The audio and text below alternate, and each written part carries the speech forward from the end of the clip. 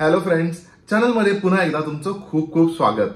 हो, आवाज थोडासा माझा बसलाय, बट बेसिकली हा व्हिडिओ करण्याचं एक कारण म्हणजे मी जी वेब सिरीज पाहिली जिच्याबद्दल खूप ऑलरेडी चर्चा होते आणि ती वेब सिरीज पाहिल्यानंतर असा आवाज असून देखील मला राहावलं गेलं नाही आणि आय डिसाइडेड की माझा व्ह्यू डेफिनेटली तुमच्या बरोबर शेअर करायला हवा. तत्पूर्वी तुम्ही जर का फर्स्ट टाइम माझा व्हिडिओ पाहत असाल तर चॅनलला लगेच सबस्क्राईब करा, म्हणजे माझे नवनवीन रिव्ह्यूज तुमच्यापर्यंत पोहोचत राहतील. फ्रेंड्स, ह्या वेब सिरीज बद्दल थोडं डिटेलमध्ये बोलूया. वेब सिरीजचं नाव आहे ॲडोलेसन्स. चला तर मग सुरू करूया.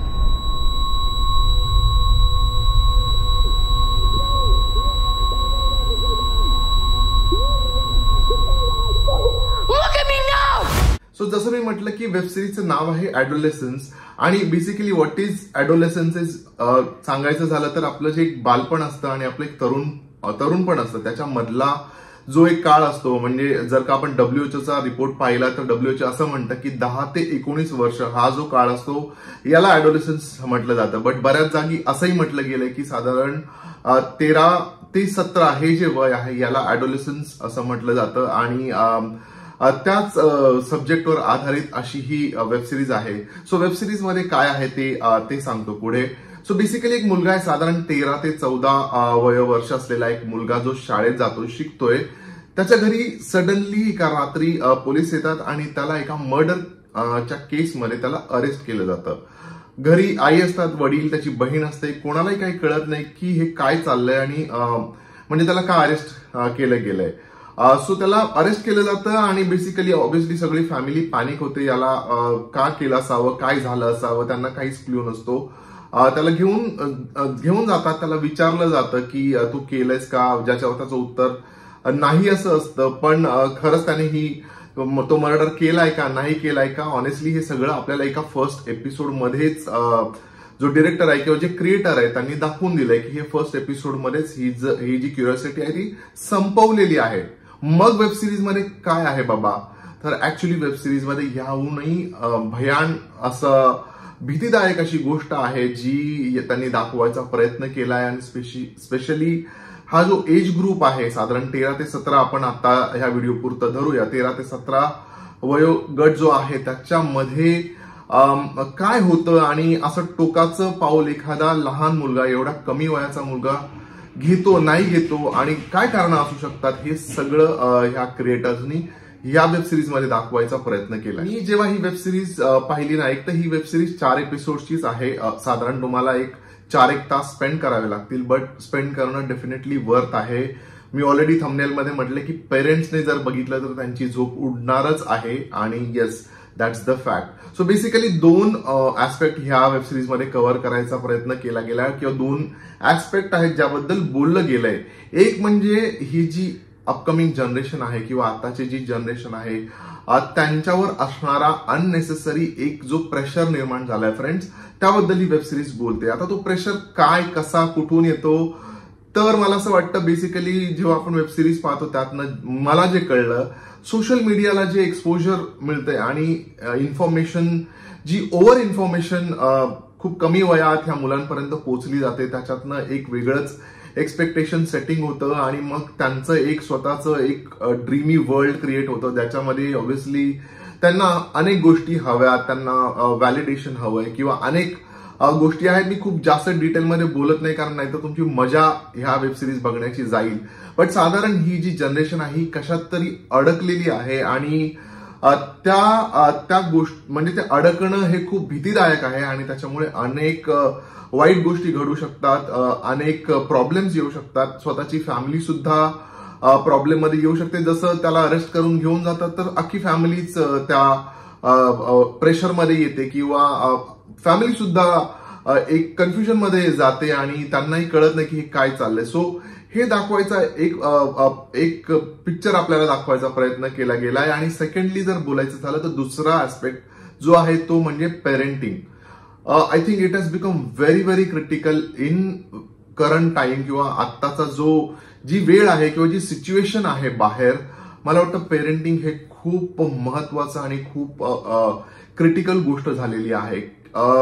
मुलं नक्की काय बघतायत, काय कन्झ्युम करतायत, त्यांच्या आयुष्यात काय घडतंय, हे सगळं पेरेंट्सना माहीत असणं खूप महत्वाचं झालेलं आहे. आणि जर का तुम्ही टुवर्ड शेवटचा एपिसोड बघाल ना, तर तुम्हाला कळेल की मी काय म्हणतोय आणि का मी असं सांगतोय. कारण मला वाटतं पेरेंटिंग हे it has become a very very critical aspect. मुलांना सांभाळणं, ह्या जनरेशनना सांभाळणं, ज्यांचं जसं मी म्हटलं की ज्यांच्यावर एक अनड्यू प्रेशर निर्माण झाला आहे, ज्यांना अनेक गोष्टी करायच्यात, नाही करायच्यात, काय करायच्यात, त्या चांगल्या आहेत का, वाईट आहेत का, त्याचे परिणाम काय असू शकतात, हे सगळं त्यांना सांगणं, जाणून घेणं त्यांच्याकडनं, एक मित्र म्हणून त्यांच्याबरोबर कॉन्व्हर्सेशन करणं, I think it has become very very important. आणि मला वाटतं ह्याच सगळ्या ऍस्पेक्ट बद्दल ही वेब सिरीज बोलते. मस्ट वॉच आहे. सगळ्या पेरेंट्सने जरूर जरूर पाहायलाच हवी असं मला तरी वाटतं. एक मला ऑनेस्टली जे वाटलंय की ना, ह्या वेब सिरीज मध्ये एका मेल म्हणजे बिकॉज त्या मुलाला अरेस्ट केलं जातं आणि त्या मुलाच्या अँगलने सगळं दाखवलं गेलंय जे जग आहे ते.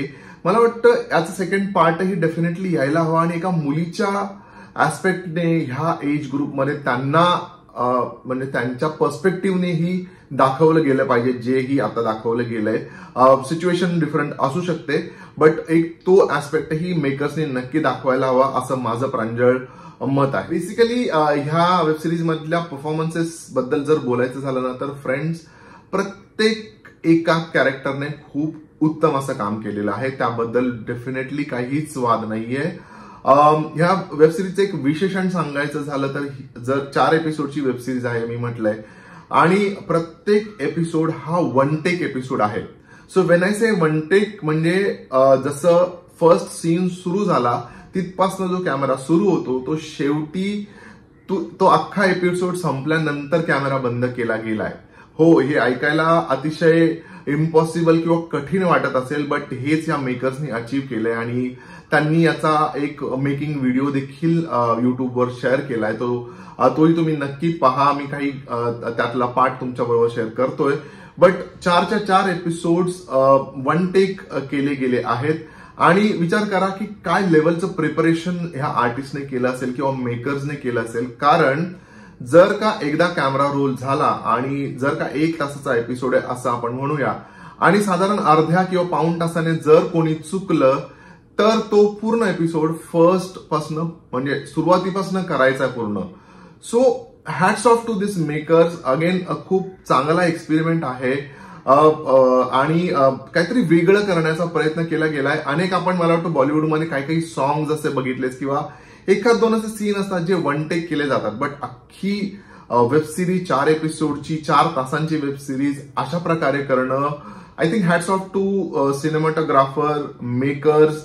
आणि एक सीन जो स्पेशली खूप बोललं जात आहे, मला वाटतं अनेक व्हिडिओ तुम्ही पाहिले असतील तर तुम्हाला कळलं असेल की जो शाळेतला एक जो सिक्वेन्स आहे त्यानंतर एक चेजिंग सिक्वेन्स आहे. त्या मुलाच्या मागे हा पोलीस धावत असतो आणि त्यानंतर बॅक टू स्कूल तिथपासून आणायचं होतं आणि त्यांना ते कळत नव्हतं कसं आणायचंय आणि त्यांनी त्यात काय ट्रिक यूज केली आहे हे तुम्हाला पुढच्या या फुटेजमधनं कळेल. But it is so awesome to see की यांनी एवढं छान एक्सपेरिमेंट करून एक असा विषय मांडण्याचा प्रयत्न केलाय आणि लोकांपर्यंत पोहोचवण्याचा प्रयत्न केलाय. माझी सगळ्यांना तुम्हाला रिक्वेस्ट आहे, even if you are parent or if you are not a parent, नक्की जाऊन ही वेब सिरीज पहा.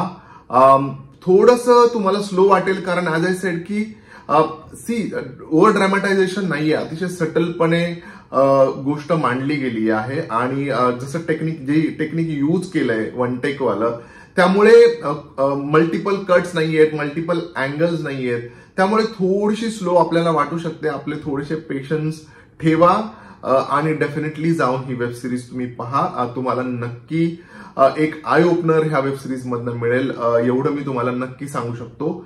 मी ह्या वेब सिरीजला देतोय 4 स्टार्स. फ्रेंड्स, हा होता माझा म्हणजे रवीचा व्ह्यू ऑन वेब सिरीज ॲडोलेसन्स. जर का तुम्ही वेब सिरीज पाहिली नसेल तर लवकरात लवकर जाऊन ही वेब सिरीज पहा आणि तुमच्या प्रतिक्रिया माझ्यापर्यंत नक्की कळवा. माझा व्हिडिओ तुम्हाला कसा वाटला हे मला कॉमेंट करून सांगा. जास्तीत जास्त लोकांबरोबर हा व्हिडिओ शेअर करा. आपल्या चॅनलला सबस्क्राईब करा. आपण भेटूया लवकरच. तोपर्यंत स्टे ट्यून्ड.